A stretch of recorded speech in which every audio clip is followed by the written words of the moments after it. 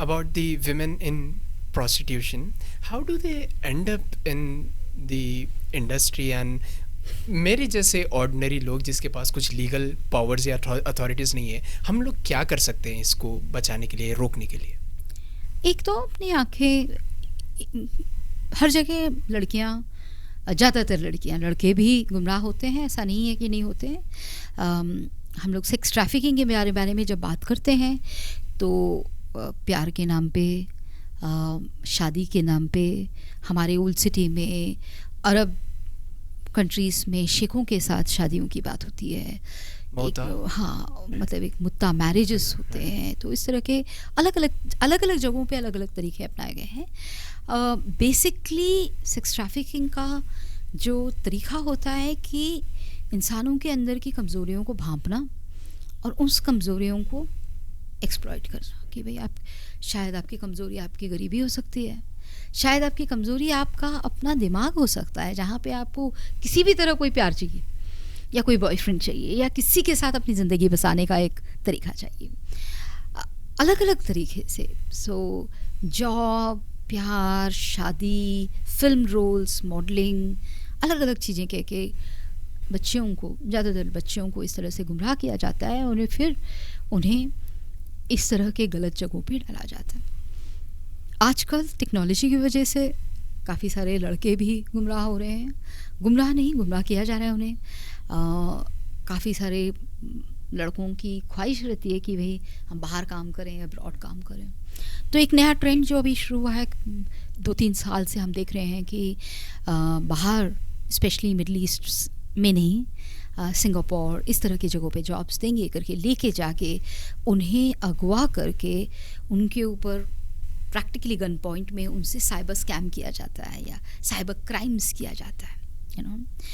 तो इसके लिए क्या किया जाए, यू नो, एक आम इंसान क्या किया जा कर सकता है? एक तो हर आम इंसान को समझना ज़रूरी है, कहीं ना कहीं आप इस प्रॉब्लम के पार्ट हो। आपकी अपनी चुप्पी जो है वो इस प्रॉब्लम का पार्ट बनाती है।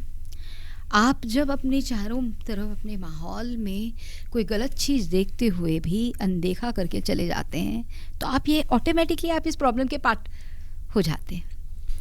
आप एक अब्यूज़ को देखते हो, स्पेशली सेक्सुअल अब्यूज़ को देखते हो अपने घरों में, अपनी बहन के साथ देखते हो या अपने ही फैमिली में किसी फैमिली मेम्बर के साथ देखते हो, और फिर लगता है कि भैया फैमिली के नाम पे या सोसाइटी के नाम पे या अपने इसके नाम पे इसके बारे में बाहर बात किसी को पता नहीं चलना चाहिए। तो जब आप दबाते हो तो आप क्या कर रहे हो? आप प्रॉब्लम के पार्ट हो रहे हो। और प्रॉब्लम के पार्ट क्यों, कैसे बन रहे हो? जो कर रहा है, करवा रहा है, उसको एक अलग तरह का कॉन्फिडेंस देते हो आप लोग। आपकी चुप्पी की वजह से उसको कॉन्फिडेंस मिलता है कि भाई हम कुछ भी करेंगे, कोई कुछ करेगा नहीं, हमें बोलने वाला नहीं है। तो उसको आप हिम्मत दे रहे हो, आप उसका हौसला बुलंदी कर रहे हो कि भाई आप कुछ भी करोगे, आपको रोकने वाला भी नहीं, टोकने वाला भी नहीं, आपको बचाने वाले बहुत सारे मिल जाएंगे। तो आप करते रहो। तो अपनी बच्चियों को भेजो, अपनी बहनों को गुमराह करो, उनको लुढ़काओ, उनको, कोई प्रॉब्लम नहीं, ठीक है।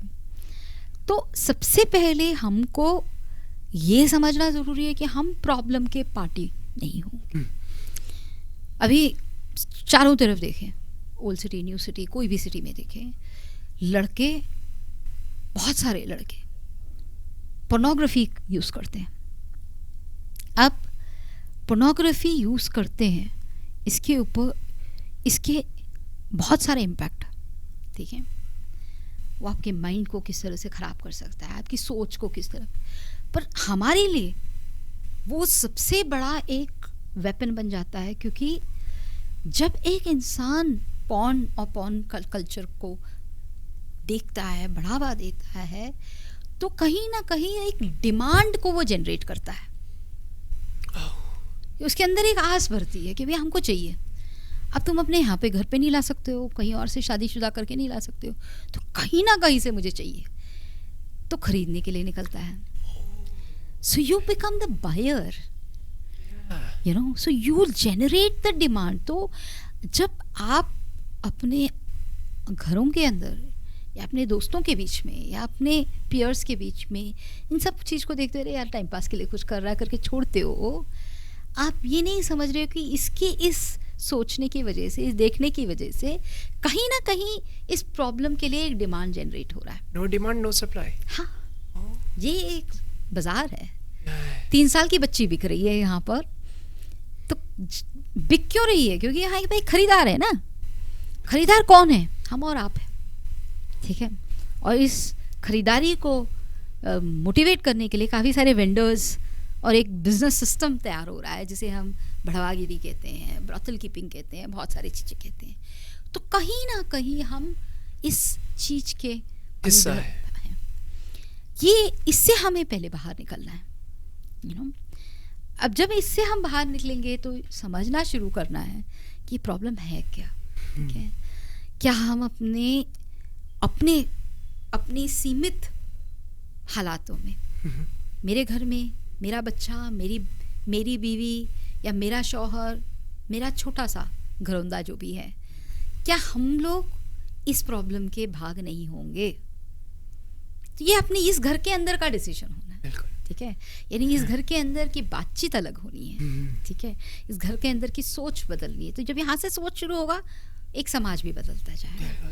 शायद कई बार आप डायरेक्टली कुछ काम ना कर पाए, जो काम करने वाले हैं उनको सपोर्ट करें. ठीक है. सपोर्ट करने के लिए आपके पास 1 रुपए की ज़रूरत नहीं है. ठीक है. आप दुआ भी मांगे तो बहुत ज़्यादा इम्पोर्टेंट. ठीक है. आप हर दिन नमाज़ पढ़ते हो, आप हर दिन पूजा करते हो, तो एक दुआ उन सब लोगों के लिए मांगो भाई जो इस तरह के काम कर रहे हैं. वो भी एक कंट्रीब्यूशन है, मैं कहूँगी. ठीक है.